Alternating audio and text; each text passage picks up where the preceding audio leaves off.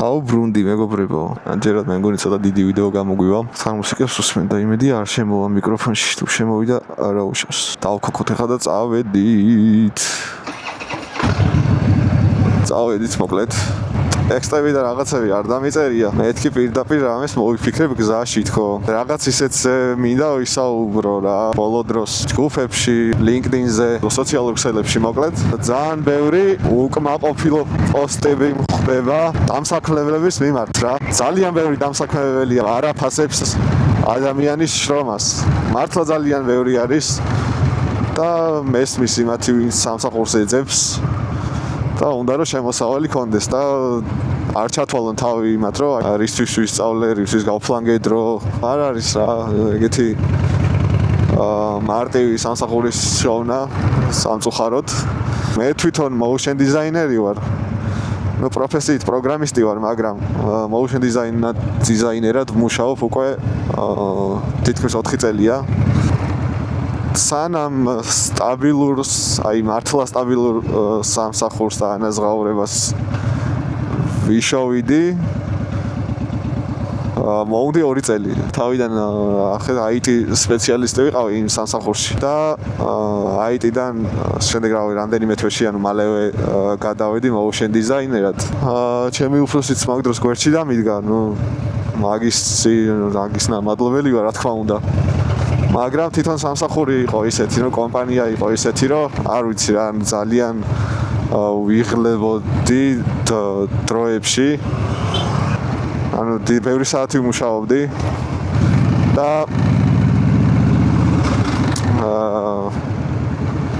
ბევრ საქმეს ვაკეთებდი მოკლედ რა. რა თქმა უნდა motion design-ს ეხებოდა ეს ყველაფერი, მაგრამ აბსოლუტურად ყველაფერს მე ვაკეთებდი სამსახურში. პირველ რიგში ფსიქოლოგიურად არის დამღლელი რა. დღეში რო 12 საათი მუშაობ, შეიძლება მეტიც. მერე უკვე რავი, ანუ შენი თავისთვის დრო არ რჩება საერთოდ რა. იქ იყვნენ ხალხი, რომლებსაც 1000 ლარიც არ ქონდათ ხელფასი და პლუს ამას მე არ მახსოვს ამ 2 წლის მანძილზე საერთოდ არ მახსოვს რომ ხელფასი თავის დროზე ჩარიცხულიყო. 11 თვე არ ყოფილა ეგეთი რომ ხელფასი ჩარიცხულიყო თავის დროზე რა. და მე როგორც სხვა ადამიანებისგანაც მესმის ძალიან ხშირია ეგ პრობლემა სხვადასხვა კომპანიებში. რომ ხელფასი არასდროს არ ირიცხება მოკლედ თავის დროზე რა. ყოველთვის აგვიანებენ, ყოველთვის რაღაც მიზეზები აქვთ. ხო და თუ ამ კომპანიის მფლობელი, ან დირექტორი, ან ვინმე რა ვიცი, ვინც პასუხისმგებელია ამ ხელფასებზე.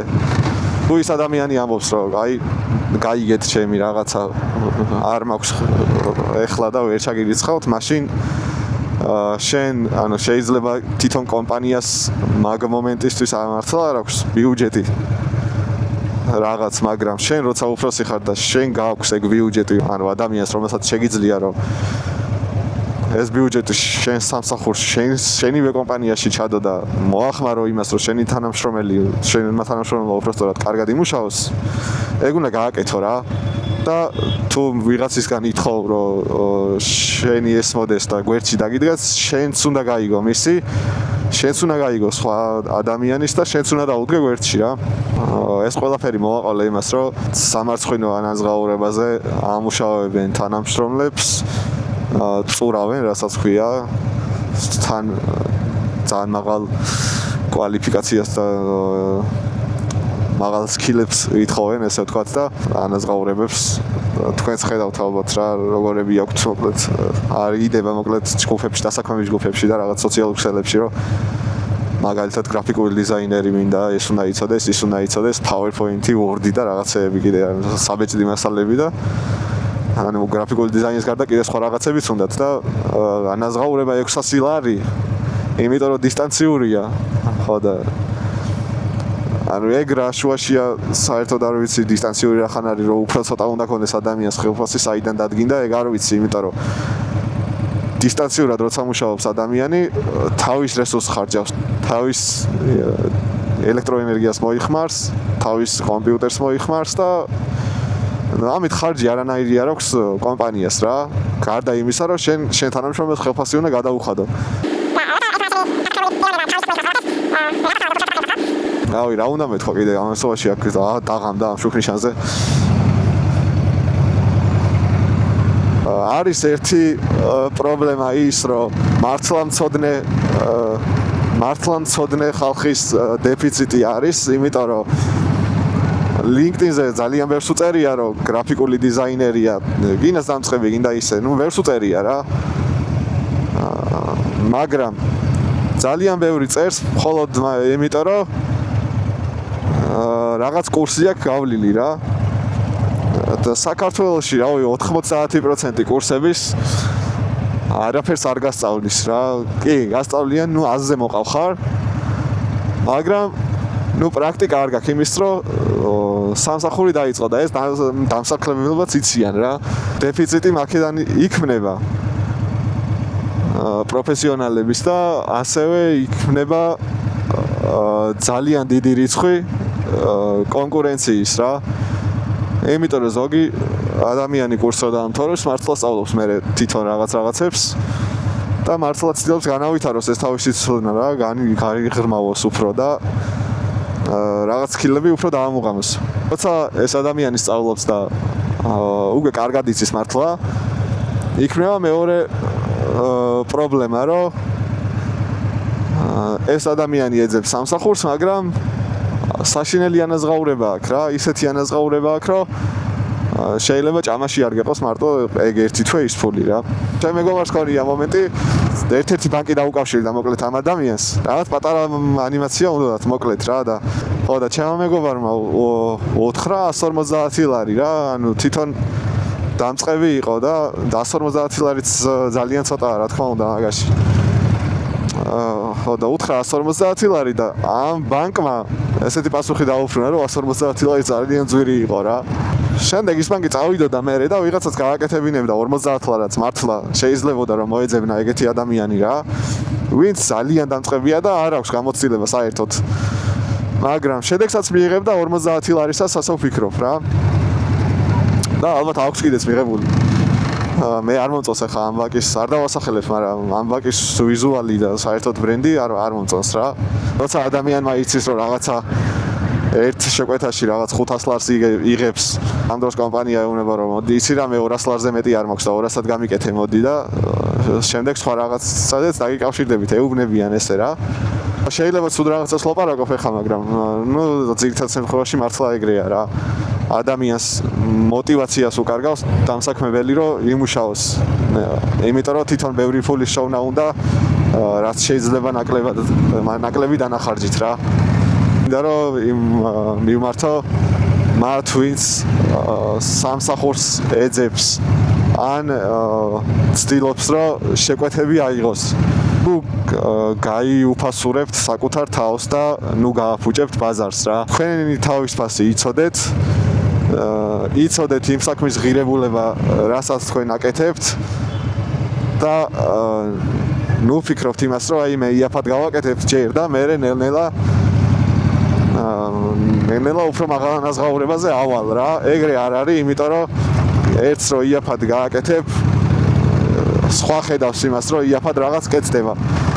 შესაბამისად, სხვასაც მოუნდება, რომ ის რაღაც იაფად მიიღოს და შენ რომ მოგინდება, რომ ფასი მოუმატო მე რომ აი მე უფრო მაღალ ანაზღაურებაზე ავალო რომ ამბობ. შენ თუ მოგინდება მე რომ ამ შენი ანაზღაურება გაზარდო, უკვე სხვა გამოჩნდება ისეთი ვინც შენზე იაფად გააკეთებს რა. თქვენ თუ არ ეცით პატივი საკუთარ თავს და თქვენ თუ არ მიხვედით იმ გადაწყვეტილებამდე რომ საკუთარი თავი დააყენოთ პრიორიტეტად, სხვა მით უმეტეს არ დაგაფასებთ და სხვა მით უმეტეს არასდროს არ დაგაყენებთ პრიორიტეტად. იმიტომ რომ სხვას უნდა რომ მარტო თავისი მიიღოს რა. ძალიან გავარდნილი გამონათქვამია რა, რომ თუ გადაიხდი ისე როგორც შეგინდა, ვიმუშავებ ისე როგორც მე მინდაო და თუ გადამიხდი ისე როგორც მე მინდა, ვიმუშავებ ისე როგორც შეგინდაო. და მართალიც არის. აუ ის მე გამახსენდა. უფროსო რა მაგარი მანქანა ყავთო და თუ კარგად იმუშავებ, შემდეგ წელს უკეთესი მეყოლებო. სხვა ქვეყნებშიც ხდება ეგრე, რომ დასაქმებულის და დამსაქმებელიც კარგად ურთიერთობენ ერთმანეთში და ჩემი აზრით ეგ შესაძლებელია აქაც. ზოგიერთები ღორები რო არ იყვნენ რა. თუ ერთმანეთს გავითვალისწინებთ ყველანი საბოლოოდ ჩემი აზრით იმას მივიღებთ, რომ ახალგაზრდა პროფესიონალები აღარ წავლენ სხვა ქვეყანაში იმისთვის, რომ რაღაც შეიძინონ ამ ცხოვრებაში და რაღაც ღირებული ნახონ რა, იმიტომ რომ საქართველოში ქართული ხელფასით ბინის ყიდვა ადამიანს ხო უნდა ცხოვრება რა, ვისაც ვინ აქვს კი ბატონო, მაგრამ ზოგიერთებს არ აქვს ბინა რა. მე არ მაქვს მაგალითად ბინა, ეხლა არც სახლი არ მაქვს და ჩემი მინდა რომ მქონდეს რა. და ჩემი სივრცე მჭირდება. იმისთვის რომ ჩემი თავის რეალიზება მაქსიმალურად კარგად შევძლო. მაქვს ბევრი კარგი იდეა, ბევრი კარგი გეგმა. მაგრამ არ შემიძლია ამის განხორციელება, იმიტომ რომ მარტო არ ვარ რა. მუსიკას მინდა მივხედო, ჩემი თავის განვითარება შევძლო მაქსიმალურად სხვადასხვა მხარეს, სხვადასხვა მიმართულებით და არ შემიძლია, იმიტომ რომ მარტო ან ჩემი სივრცე არ მაქვს რა. სადაც საკუთარ თავთან დავრჩები და არ ვიფიქრებ იმაზე, რომ ეხლა ვიღაცას ხელს შევუშლი მე რა. აი ღამეა და რაღაც სხვა წინავს და მე ვერ გავაკეთებ იმას რა, ისი გაკეთებაც მინდა. ხო და ჩემნაირად კიდე ძალიან ბევრი ადამიანია ესეთი, ძალიან ვერს ვიცნობ და ძალიან ბევრი იქნება, კიდე უფრო ბევრი იქნება, ვისაც არ ვიცნობ. ამიტომ მეგობრებო, ვინც ეძებთ რამე შეკვეთას, ვინც სამსახურს ეძებთ, ძალიან გთხოვთ, რომ უაზრო ხელფასებზე მოდათანხმდებით, იმიტომ რომ ისე თქვენ წაგადგებათ მერე ეს საქმე, რადგან დასაქმებელს მოუწევს გაზარდოს ანაზღაურება. შესაბამისად, როცა დასაქმებელი გაზრდის დამწყების ანაზღაურებას, გაიზრდება პროფესიონალის ანაზღაურებაც რა, იმიტომ რომ სენიორს და ჯუნიორს ერთიანი ხელფასი ვერ ექნებათ. ამ ქვეყანაში რაც ძალიან გვაკლია, გვერდში დგომა არის, ერთმანეთის ჭამა უყვართ ქართველებს რატომღაც. გვერდში დგომაც იციან, მაგრამ ერთმანეთის ჭამაში ბადალი არ ყავთ, მოკლედ შეიძლება ითქვას რა. ნუ უყურებთ ერთმანეთს ჯიბეებში, დავაფასოთ ერთმანეთი და საკუთარი თავით დავაფასოთ და ნუ გავხდებით ებრაელები, ძალიან გთხოვთ, საღად ვიაზროვნოთ.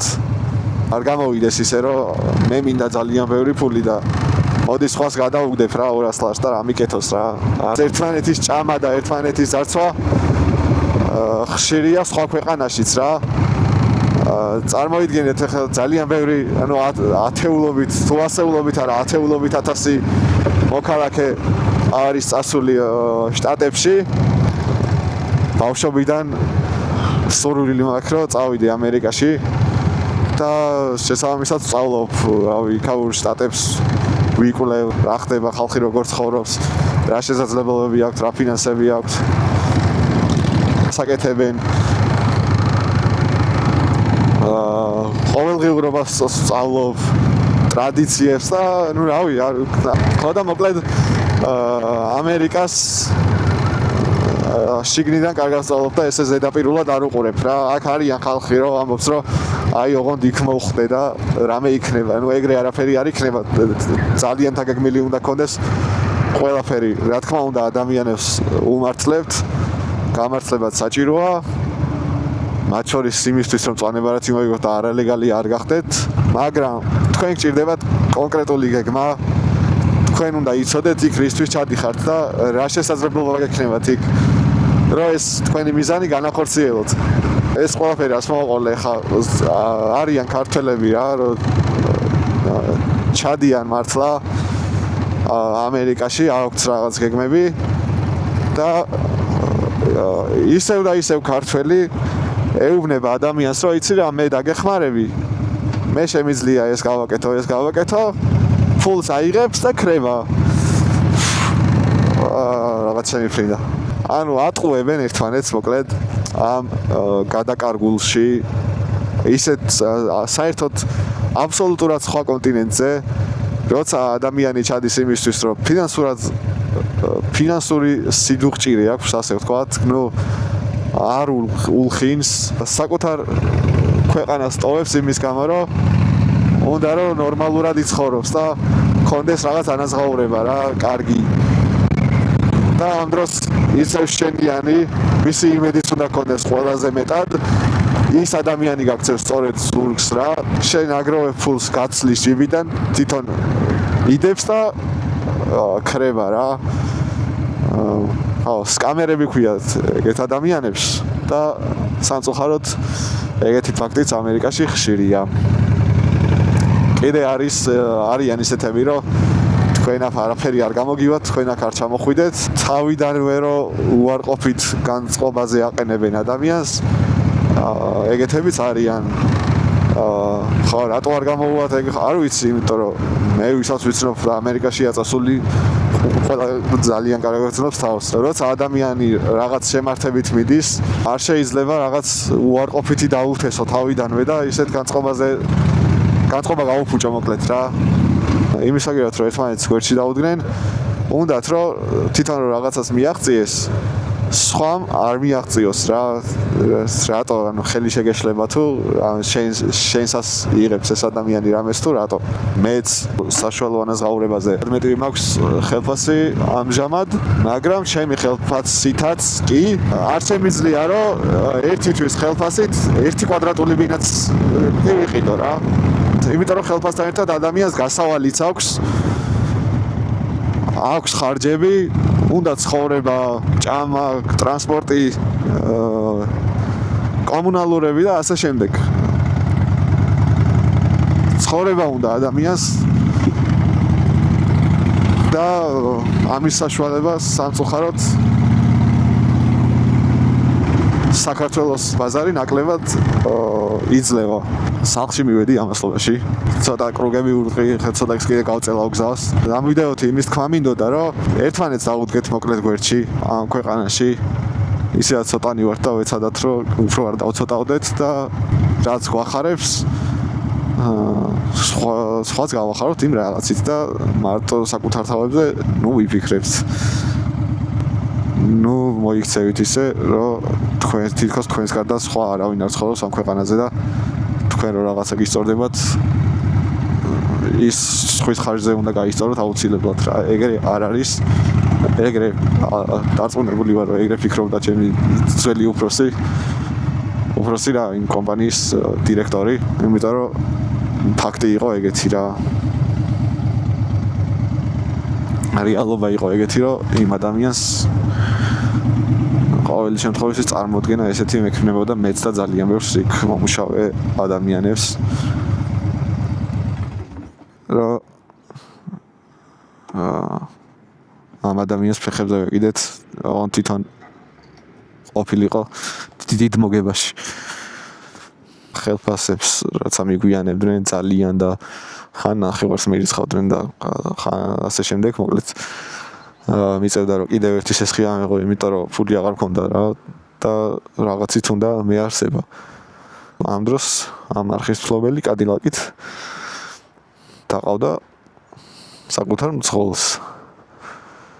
კი ბატონო, კონდეს, უფრო მეტი კონდეს თუ უნდა, მაგრამ ეს ქონება ხვის ხარჯზე და ხვისი ტანჯვის წყალობით არ უნდა მოაგროვო რა. სამწუხაროდ ფაქტით დავიწყე მოკლედ YouTube-ზე ვიდეოების დადება და შემდეგი ვიდეო ეცდები რომ არ იყოს ესეთი მოსაწყენი. ვისაუბრებ ხოლმე ზოგადად საკაცობრიობო რაღაც თემებზე, მოტოციკლებზე, მუსიკაზე და რაღაც კომპეტენტური ვიქნები. შევეცდები რომ ვისაუბრო ყველაფერზე და თქვენც გაგიზიაროთ ჩემი ცოდნა, ჩემი შეხედულებები და ასე შემდეგ. მოკლედ ცოტა ხნით დაგემშვიდობებით. გამომიწერეთ YouTube-ზეც, Instagram-ზეც, Facebook-ზეც, TikTok-ზეც, სადაც გაგეხარდეთ, გინდა გამომიწერთ, მაგრამ კარგი იქნება რომ გამომიწეროთ. აბა კარგად.